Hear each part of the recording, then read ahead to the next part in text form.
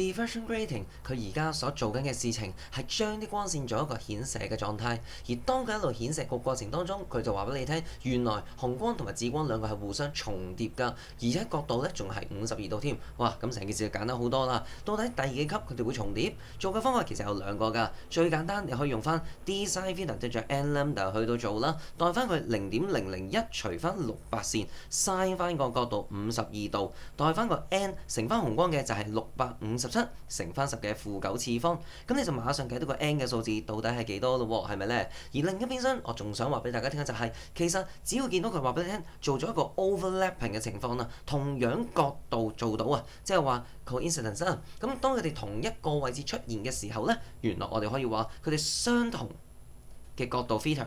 同時間亦代表住同一個光山就會有相同嘅 d sin theta， 引申出 n lambda 就係等於咗 n lambda 嘅狀態㗎啦。所以當你能夠揾得到紅光到底佢而家第幾級可以去到52度嘅時候，其實亦可以用住啱啱所寫嘅呢個公式慢慢寫翻。例如當你計到紅光原來係第二級，佢就做得到㗎咯噃。咁你咪2乘657就會等於咗 n 乘翻個438，你就馬上計到個 n 嘅數字係3，所以 answer 係 A 㗎啦。